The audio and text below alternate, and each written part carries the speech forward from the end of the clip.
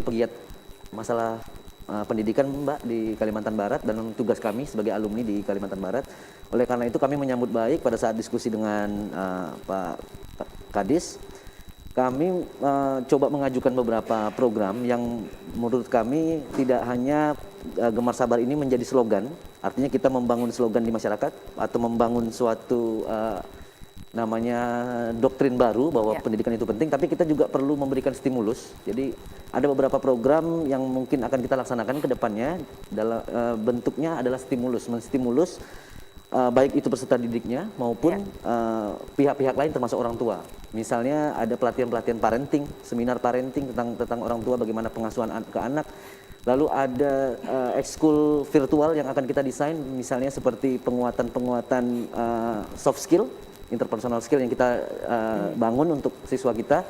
Karena memang yang kita perhatikan saat ini Pak, selama pandemi ekskul di sekolah memang ditiadakan dan benar-benar dampak yang dirasakan oleh anak itu pastinya negatif, banyak dampak negatif yang mereka rasakan karena tidak ada aktivitas.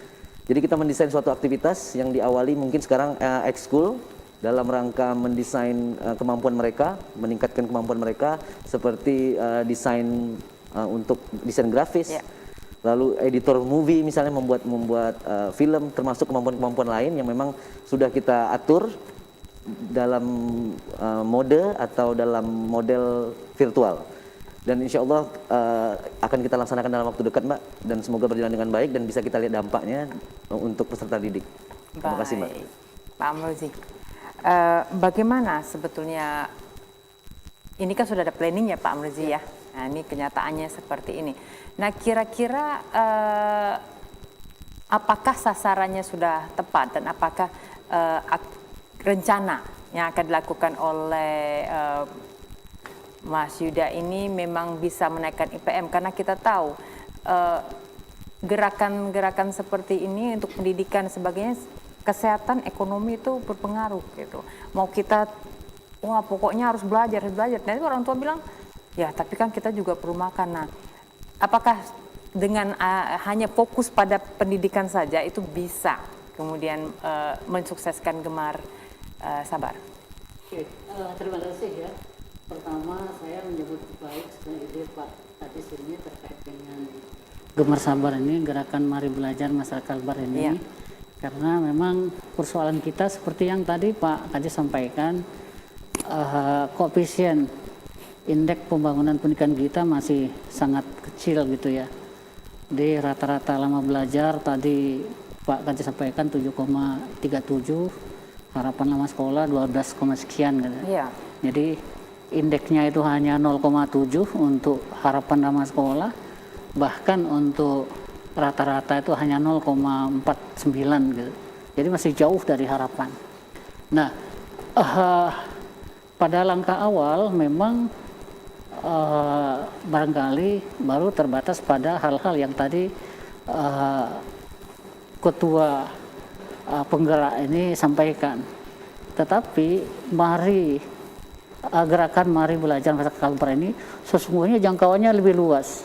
Saya jadi teringat dengan doktrinnya Ivan Illich gitu ya, kemudian Freire ya.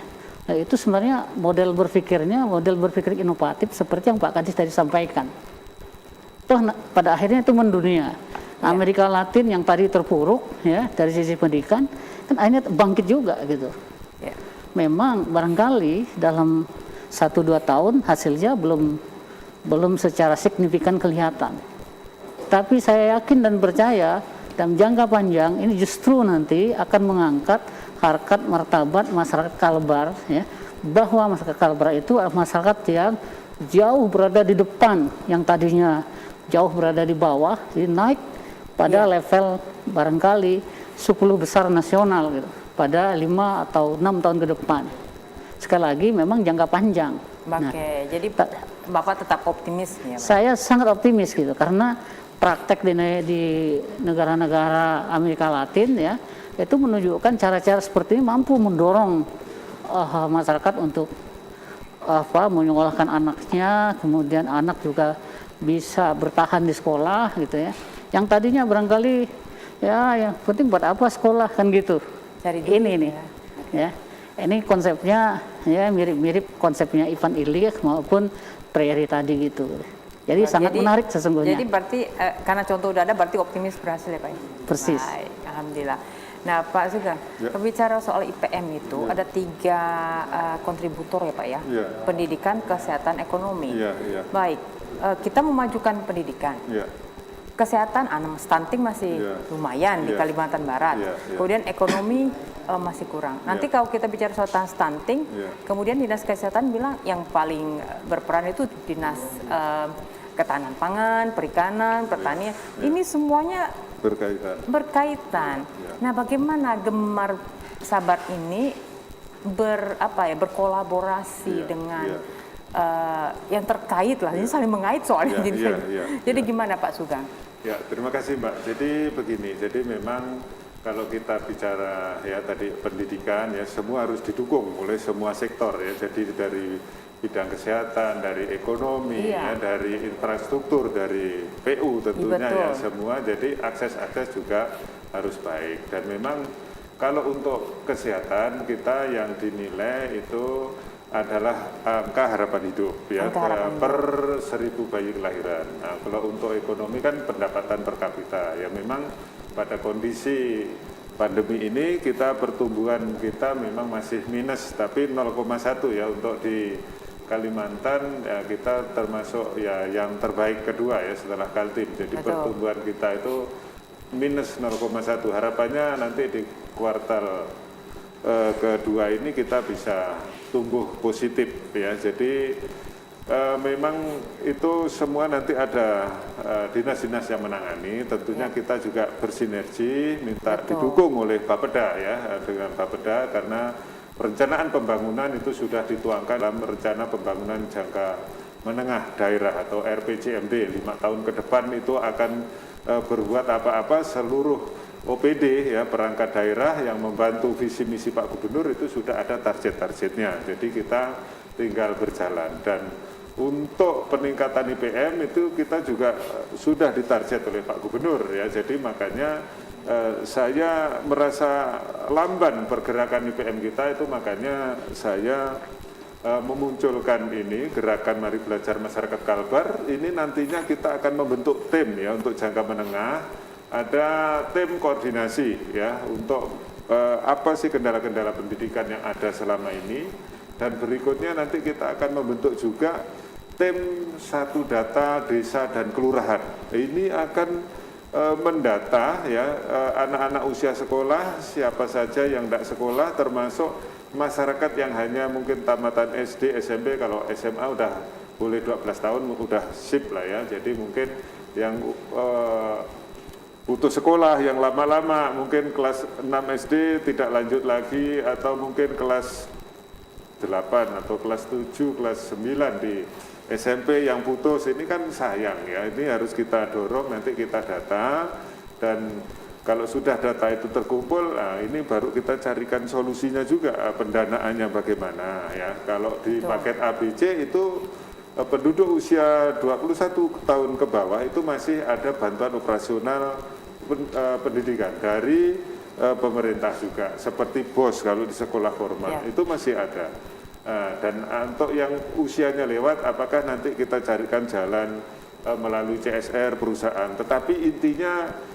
di samping gerakan itu kita juga mencari apa akar permasalahan yang ada ini ya sehingga kita punya data nih penduduk kita kok rata-rata hanya 7,37 itu berapa sih yang hanya tamat SD usianya berapa masih bisa tidak ditingkatkan ini yang mau kita cari di dalam Gemar Sabar ini sehingga harapannya nanti ya sambil mencari itu kita juga meningkatkan kesadaran orang tua tadi menekan angka putus sekolah dan bagi kawan-kawan yang diberi amanah di Dinas Pendidikan dan Kebudayaan termasuk Kanwil Kemenak ya kita harus sama-sama menambah ya akses keterjangkauan pendidikan di semua jenjang. Jadi misalnya apakah menambah ruang kelas baru atau menambah unit sekolah baru dalam rangka mendekatkan pelayanan ke masyarakat. Jadi kami juga menyurvei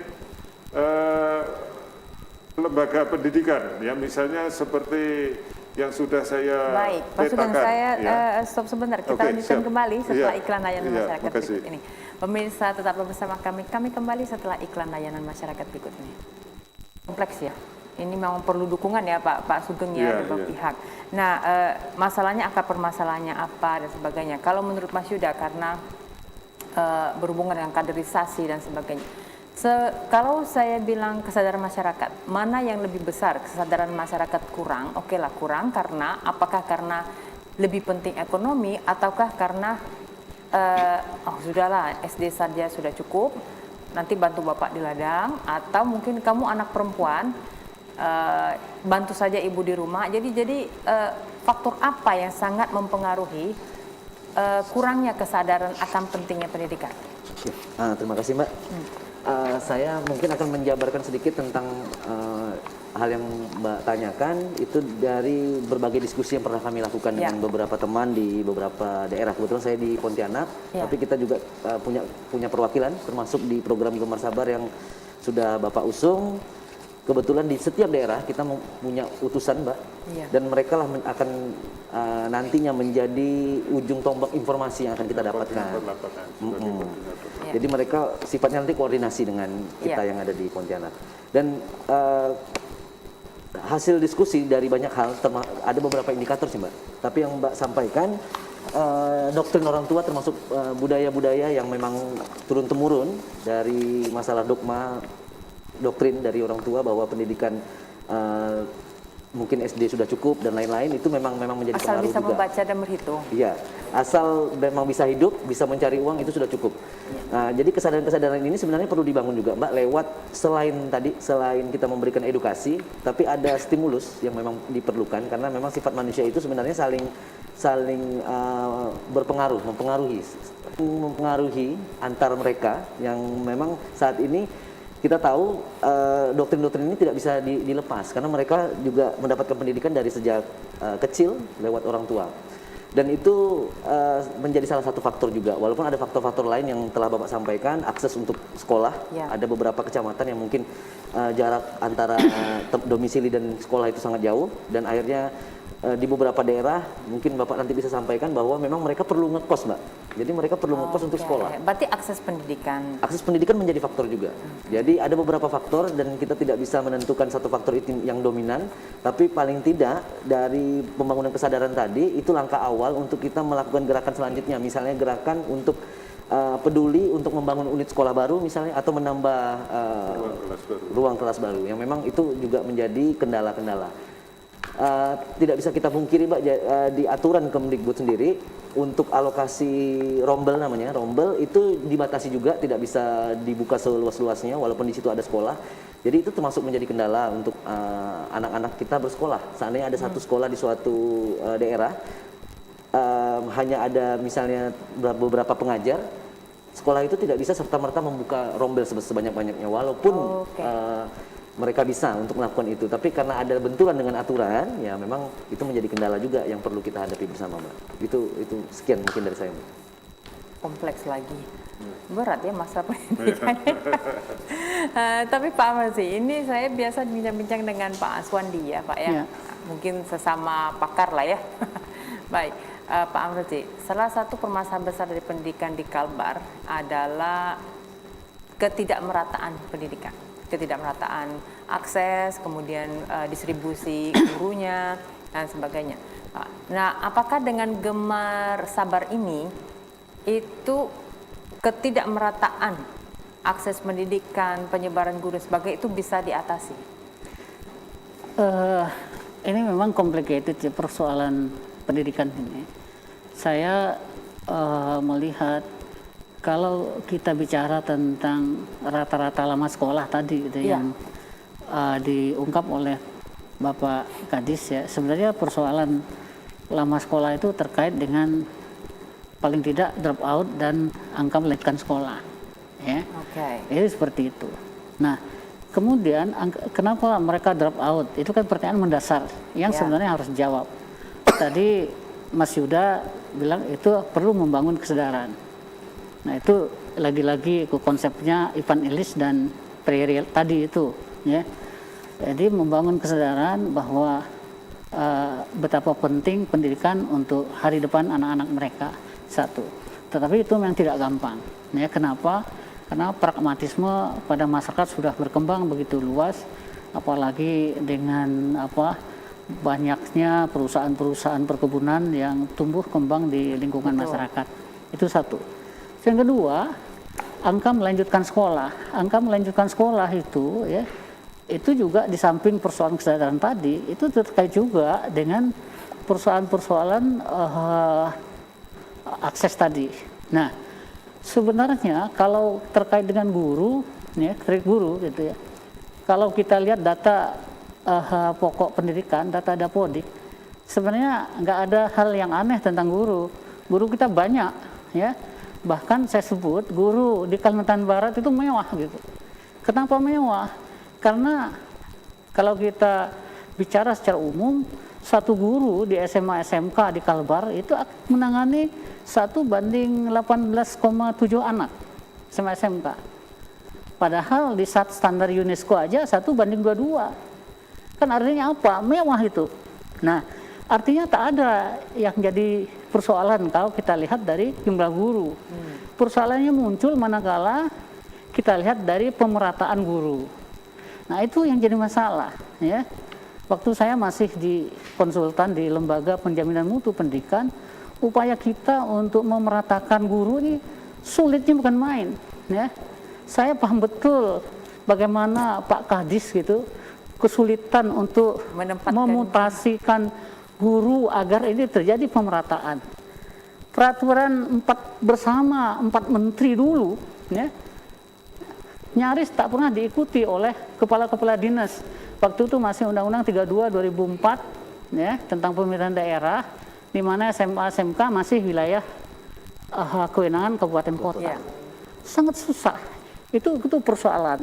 Nah, jadi kalau masalah guru, political will, semua nggak tahu apa pemerintah daerah berani memaksa guru untuk pindah supaya nanti terjadi distribusi yang merata. Betul. Itu persoalan, ya. Karena kalau perintah, ya, pemutasian itu kan konsekuensi biaya juga ya Pak Kadis ya.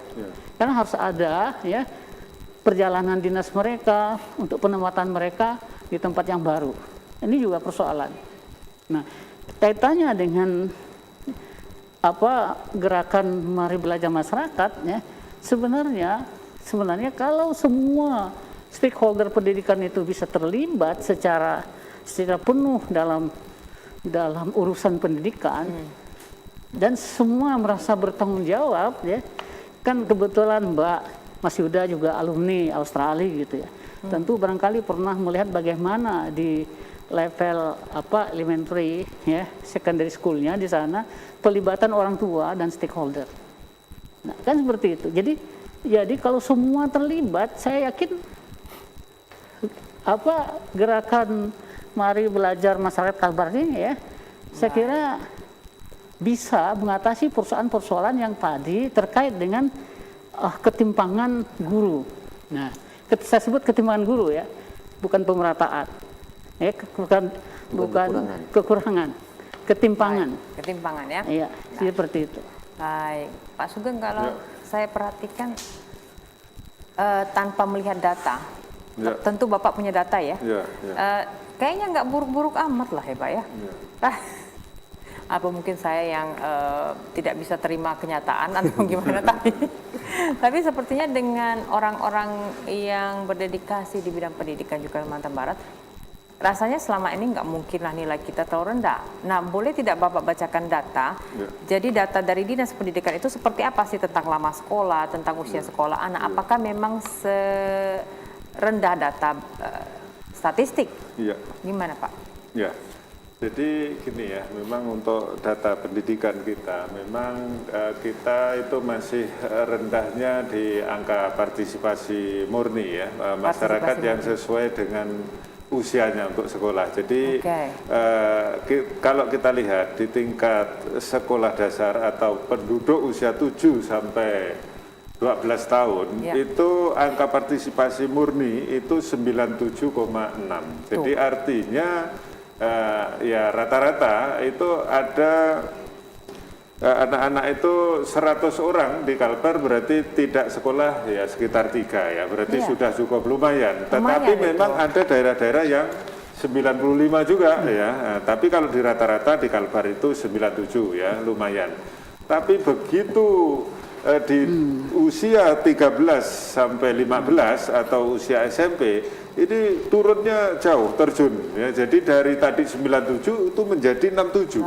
Artinya ini senjang ya. Jadi tadi disebut Pak Amraji ada yang tidak nyambung ya keberlanjutannya itu. Kalau memang anak-anak ini seharusnya lanjut usianya, seharusnya ya misalnya tadi 97, oke lah turun 7% jadi 90 gitu kan. Nah yang ke SMA, SMK dan madrasah aliyah misalnya turunlah 10% jadi 80. Tapi ini jauh kalau ya, dilihat data ya dari 67 SMA, SMK itu 51 yang sederajat ya. Jadi memang angkanya itu turunnya jauh. Jadi istilahnya ada di titik tertentu itu masyarakat berhenti tapi nanti melanjutkan lagi karena ini bisa dibandingkan dengan angka partisipasi kasarnya. Ini SD itu 7 sampai 12 tahun seharusnya dihuni oleh usia itu, tetapi kenyataannya jumlah pelajar SD itu dibanding dengan jumlah penduduk usia 7 sampai 12 di Kalbar itu 111%. Artinya itu banyak anak-anak yang sekolah di SD itu usianya lewat dari 12 tahun atau mungkin adalah sekian persen, tapi saya yakin kecil itu yang kurang dari 7 tahun. Nah, terus di SMP ya, di SMP, di jenjang SMP itu tadi APM-nya angka partisipasi murni 67, ini angka partisipasi kasarnya 85,11. Jadi artinya itu ada sekitar berapa persen itu ya, berarti anak itu lagi-lagi di luar umurnya. Jadi kalau itu tadi kata Pak Dr. Amroji memang tidak langsung lulus SD lanjut SMP, lulus SMP lanjut. Jadi ada pasti masa berhenti ada gitu apa, ya. Ada ini apa? Penting ini ya, itu makanya itu. Mas Yuda mungkin ada yang di lapangan itu mungkin diteliti ada apa ini ketika SD kemudian ada berhenti di situ rata-rata. Tapi setelah iklan ini masyarakat berikut ini, pemirsa tetap ya, kembali lagi kita di Bincang 56 dengan Gemar Sabar. Baik, saya ke Mas Yuda kalau gitu ya. Nah Mas Yuda, kira-kira apa yang akan dilakukan oleh gerakan Gemar Sabar sehingga bisa kemudian kita mengetahui sumber-sumber atau akar permasalahan? Karena Pak Sugeng tadi mau tahu, jadi akar permasalahannya di mana gitu. Nah kira-kira apa strategi Anda dalam mencari sumber permasalahan sehingga kita tidak memperbaiki yang dikhawatirkan Pak Sugeng tuh yang di atas aja di permukaan ya, kita nggak lihat di akarnya. Silakan. Ya, betul, terima kasih Mbak. Jadi gerakan kita juga jangan sampai ternyata tidak membahas atau tidak menyelesaikan suatu masalah. Jadi memang kita perlu tahu akar masalah. Kalau dilihat dari tertundanya studi atau belajar yang dialami siswa-siswa kita, itu berarti ada tren tersendiri yang perlu kita uji di lapangan. Karena tren tersebut itu sepertinya dari waktu ke waktu, bukan hanya di satu periode saja. Jadi dia continue selalu begitu polanya. Karena ada pola seperti itu, artinya ada tren yang mendorong cara bertindak anak-anak atau orang tua dalam mengambil keputusan untuk menunda. Jadi penundaan-penundaan itu biasanya Mbak memang kalau kita lihat ada tren untuk istirahat istilahnya. Jadi istirahat karena dianggap memang sekolah itu beban.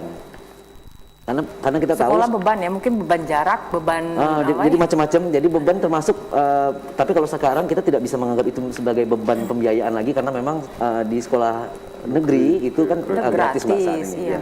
Karena gratis sebenarnya itu yang perlu edukasi.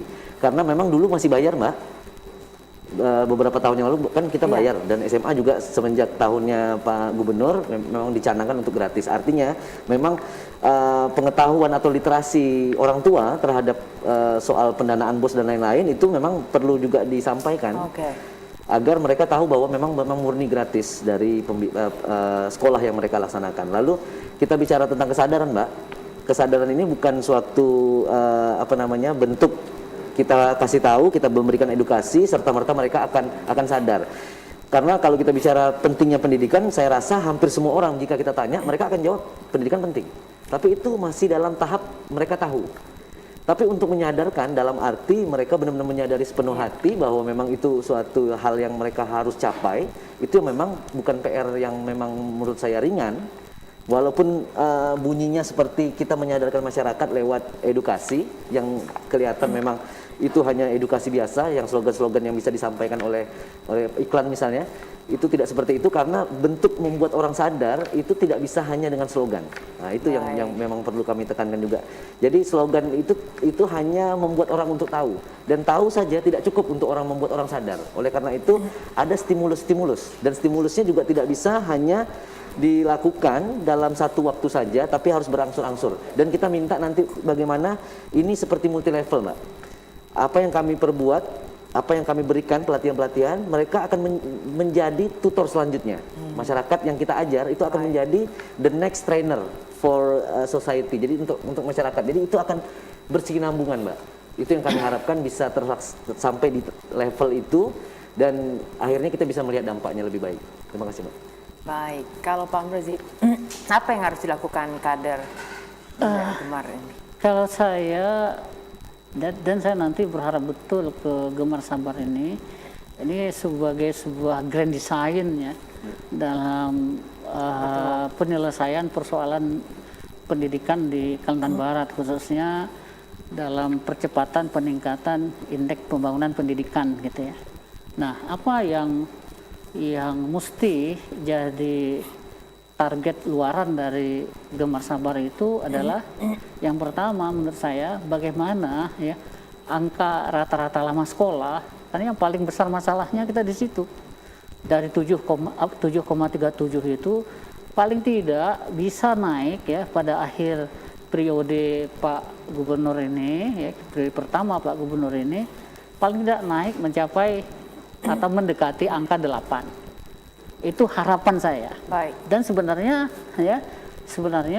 itu bisa dicapai dengan kerja keras, termasuk lewat gerakan Gemar Sabar ini. Apa kerja kerasnya? Di samping bagaimana mencegah putus sekolah gitu, tetapi juga bagaimana upaya peningkatan IPM lewat program-program paket A, paket B, paket C tadi. Baik. Ya. Seperti kita ketahui, BPS itu menggunakan angka rujukan bahwa rata-rata lama sekolah itu kan diukur dari penduduk usia 25 tahun. Oke. Data kita. Jadi memang tadi yang disampaikan oleh Mas Yuda, Pak Amrozi, kita tidak bisa serta-merta seperti membalik tangan pendidikan begitu diedukasi begini sadar langsung meningkat, tidak. Ini prosesnya panjang. Beda dengan pertanian, Mbak ya. Kalau pertanian buka lahan sekian hektar, diolah tanahnya bagus, dipupuk, kasih bibit unggul, targetnya 10 ton, keluarlah dia 10 ton. Tapi kalau ini karena tadi kesadaran masyarakat ini yang harus dibangun. Kita letakkan pun sekolah ya di situ dekat, kalau masyarakatnya tidak sadar, juga tidak mau melanjutkan. Ini jadi perlu dibangun kesadaran masyarakat melalui kawan-kawan kader penggerak pendidikan, melalui gerakan masyarakat itu ya, mari belajar masyarakat Kalbar itu Gemar Sabar. Ini harapannya bisa didoktrin tadi, didoktrin, disadarkan, terus diberi pelatihan-pelatihan. Jadi nanti yang sudah kita latih itu jadi menjadi kader penggerak pendidikan. Jadi seperti tadi disampaikan Mas Yuja menjadi multi level marketing. Jadi dan itu nanti kabupaten kota juga akan membentuk juga. Jadi kami di provinsi ada Mas Yuda ketuanya, ada korlap-korlap di kabupaten, nah nanti koordinasi dengan kawan-kawan kabupaten kota. Itu. Baik, luar biasa. Nah, Mas Yuda, biasanya kalau kepepet, ada masalah dari kepepet, itu biasa jadi kreatif. Benar. Timbul inovasi-inovasi. Nah, seperti situasi kita ini ya Pak, ini kayaknya urgent, mepet dan sebagainya, kita kejepit. Nah, kira-kira apa harapan inovasi-inovasi yang timbul dari permasalahan ini? Seperti apa kira-kira yang ingin dilakukan? Oke. Inovasi memang bicara inovasi memang ada berbagai macam strategi atau stimulus yang biasa orang temui, dan biasanya tadi salah satu cara kepepet biasanya melahirkan suatu kreativitas yang cukup tinggi. Dan di pandemi ini Mbak sebenarnya hal-hal yang berbau pelatihan misalnya, itu kita perlu lakukan dengan cara offline, bertemu di sewa tempat dan lain-lain, dan pembiayaan yang cukup luar biasa. Kita perlu mengundang para ahli yang memang membutuhkan cost yang luar biasa. Tapi di saat pandemi ini justru ada peluang-peluang yang memang bisa dilahirkan. Contohnya saya kebetulan guru juga Mbak, saya guru di SMP 13. Saya pada saat pandemi kita buat class meeting itu virtual. Dan itu lomba azan, lomba ini kita bikin virtual secara online, jurinya juga online, dan itu menjadi suatu yang baru, melahirkan suatu yang baru. Termasuk di Gemar Sabar ini kita ingin coba menjangkau daerah-daerah yang tidak terjangkau lewat media virtual, dan kita coba menggunakan platformnya YouTube, Mbak. Karena apa? Karena YouTube ini semua device itu HP, laptop, itu semua device bisa menjangkau. Sedangkan kalau kita menggunakan aplikasi lain, kita perlu namanya minimum requirement yang diperlukan. Nah, jadi kita pilih YouTube yang jangkauan luas, yang memang pemerintah saat ini juga memberikan akses gratis penggunaan kuota belajar untuk YouTube. Nah, itu menjadi kelebihan tersendiri. Jadi kita akan mengembangkan YouTube Live yang kita buat desain untuk berinteraksi secara online kepada para peserta didik kita di daerah, dan kita harapkan itu menjadi rekam jejak kita. Program yang terekam yang bisa menjadi track record program yang kita lakukan, dan bisa dijadikan evaluasi, Mbak, untuk program kita, apakah perlu inovasi selanjutnya atau yang lain, itu bisa dijadikan alat ukur untuk instrumen kami di program Gemar Sabar ini. Nah, kayak gini nih Pak ya, inovasi-inovasi baru mulai tercipta. Nah, kalau Pak Muji sendiri bagaimana? Tadi katanya kan multi level marketing, jadi banyak trainer-trainer baru ataupun kira-kira agen-agen pendidikan. Apa yang akan tercipta ketika sudah mulai tercipta trainer-trainer baru di bidang pendidikan, agen-agen pendidikan? Seperti apa masyarakat Kalimantan Barat nanti? Tadi saya katakan bahwa Gemar Sabar ini harus menjadi sebuah grand design dalam penyelesaian pendidikan di Kalimantan Barat, terutama terkait dengan persoalan rata-rata lama sekolah tadi, dan mengatasi angka melanjutkan sekolah di kita yang dari tahun ke tahun tuh stagnan, yang makin kecil gitu bahkan. Nah, kalau misalnya grand design ini sukses gitu, saya katakan, saya membayangkan betapa Kalbar ini menjadi masyarakat yang terdidik gitu ya, sehingga nanti kalau misalnya karena lapangan pekerjaan di Kalbar ini misalnya tidak cukup untuk menampung angkatan kerja, maka kalau mereka bekerja ke luar negeri, mereka sudah menjadi tenaga kerja terdidik. Tentu harapannya begitu mereka menjadi tenaga kerja terdidik di luar negeri itu, ya, dia akan dibayar mahal, tidak seperti sekarang gitu ya, yang jadi buruh kasar di negeri orang gitu. Kita kalah saing. Jadi Bapak ini bicara bukan hanya short term ya Pak ya, jadi iya. Ini Kalbar ke depannya dalam beberapa tahun lagi. Jadi saya membayangkan kalau Gemar Sabar ini bisa dijadikan grand design dalam pembangunan pendidikan Kalbar ya. Ke depan masyarakatnya itu tadi masyarakat yang terdidik, yang punya skill ya, yang skill itu bisa dijual ya kemanapun ya dalam kehidupan global ini gitu. Sehingga orang-orang Kalbar itu tidak lagi jadi tenaga kerja murah di negeri orang. Jadi ekonomi juga naik ya Pak ya? Oh ya pasti, harapan seperti itu. Ini harapan ya ke depan.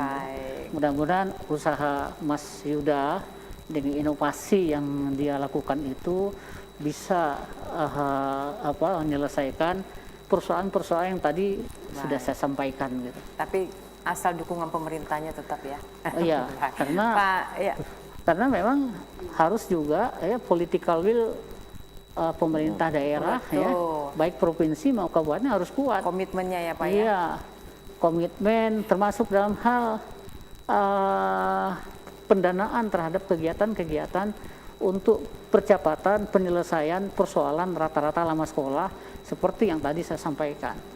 Bagaimana paket A, paket B, paket C tidak hanya membiayai usia 21 ke bawah, Tetapi yang di atas itu pun bisa Bisa, dibiayai oleh pemerintah daerah, apakah provinsi maupun kabupaten kota.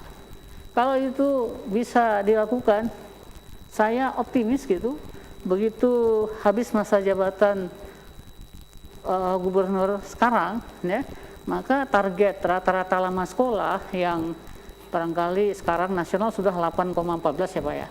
Itu paling tidak angka 8 itu bisa dicapai. Baik, terima kasih Pak Amrozi. Baik Pak Sugeng, closing statement Pak. Ya. Jadi apa harapan Bapak dengan Gemar Sabar? Ya, terima kasih. Jadi kami mengharapkan kepada seluruh masyarakat Kalimantan Barat, kepada teman-teman kami yang diberi amanah ya di bidang pendidikan dan kebudayaan, termasuk dari Kemenak ya. Mari kita sama-sama ya kita laksanakan amanah ini dengan sebaik-baiknya. Ini ya kita bekerja sungguh-sungguh untuk kemajuan pendidikan, untuk mencerdaskan masyarakat Kalimantan Barat ya. Kita harus bersama-sama kita bangun kesadaran masyarakat ya, sehingga harapan saya ke depan kalau IPM bidang pendidikan ini meningkat, itu kan pasti otomatis nanti SDM kita akan meningkat, dan kalau SDM meningkat daya saing daerah akan meningkat, investasi akan lebih banyak di Kalbar. Tetapi kalau SDM kita rendah, orang mau investasi, waduh di Kalbar komposisi pendidikannya masyarakatnya seperti ini. Nanti kalau kita mau investasi, kita perlu membawa tenaga dari luar, ini biaya tinggi. Tapi kalau di Kalbar sudah siap, nanti investor akan berbondong-bondong di Kalbar. Jadi untuk itu mari kita bersama-sama ya masyarakat Kalimantan Barat ya, kita dukung gerakan ini. Mari sekolahkan putra-putrinya, kita tekan angka putus sekolah, dan kita beri layanan ya semua jenjang pendidikan. Kami dari pemerintah akan berusaha ya untuk mendekatkan layanan kepada masyarakat, terutama akses keterjangkauan lembaga pendidikan gitu. Baik, luar biasa sekali. Terima kasih sekali Pak Sugeng, Mas Yuda, juga Pak Amrozi. Kita tunggu perkembangan Gemar Sabar kita nanti hadir lagi di sini ya Pak ya. Mohon doanya. Amin. Saya tutup sebentar. Pemirsa, demikianlah bincang-bincang kita mengenai Gemar Sabar. Mari kita dukung Gemar Sabar karena masalah pendidikan adalah masalah kita semua. Selamat sore dan sampai jumpa.